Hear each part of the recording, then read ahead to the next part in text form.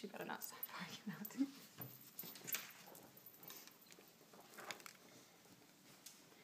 Imagine sitting by and having to watch helplessly as your loved one suffers day in and day out from a terminal illness, and there being nothing that either of you can do about it. Unfortunately, this is a reality for a lot of people, maybe even some of you, past or present. People dying of a terminal illness shouldn't be forced to suffer until nature takes its course. They should have an option to choose, and as a Massachusetts state voter, there's something that you can do about it. In 2012, Massachusetts voters had a referendum on their ballot for a Death with Dignity Act, and it lost by a very narrow margin, so its return for 2014 is highly likely, at which time you can choose to pass it into law. Under the Act, their requirements include age, mental capacity, residency, and confirmation of at least 2 physicians of a terminal illness and voluntary requests in writing. Each of the more subjective terms in the Act are clearly defined to avoid ambiguity, and there's also many facets to the Act aside from just the requirements I discussed. The complete Act can be found at the Massachusetts Secretary of State's website.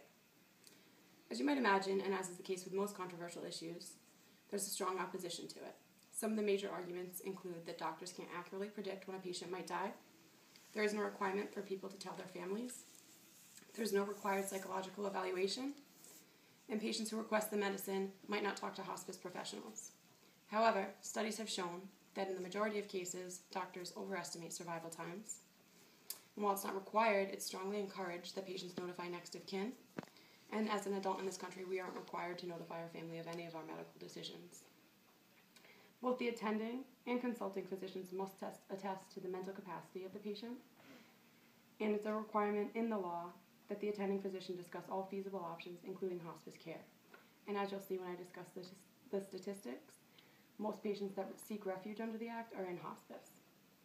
Another prominent opposition to the Act is rooted in religion, which is perfectly fine. Everybody's entitled to their own beliefs. However, those should be mutually exclusive from public policy. A large criticism of the proposition in Massachusetts was that it was poorly written, confusing, and flawed. However, the verbiage in the proposed Act was almost identical to the verbiage in the Acts of 2 states that have already passed death with dignity into law, Oregon and Washington. It was passed into law and has been in effect in Oregon since 1998 and Washington since 2009. The requirements for people that may qualify under their laws are exactly as I noted for Massachusetts' proposition.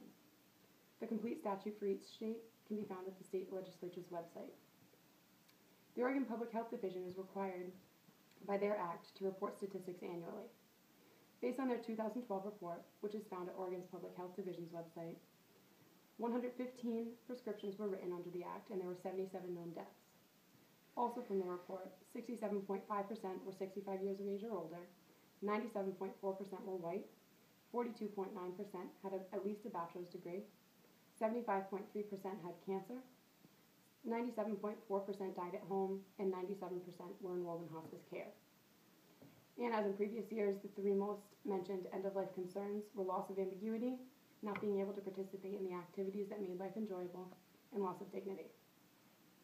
For most people, I think that it's probably really hard to imagine making this type of decision without being in that situation.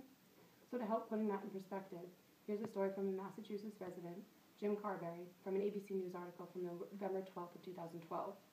The full article can be found at abcnews.com.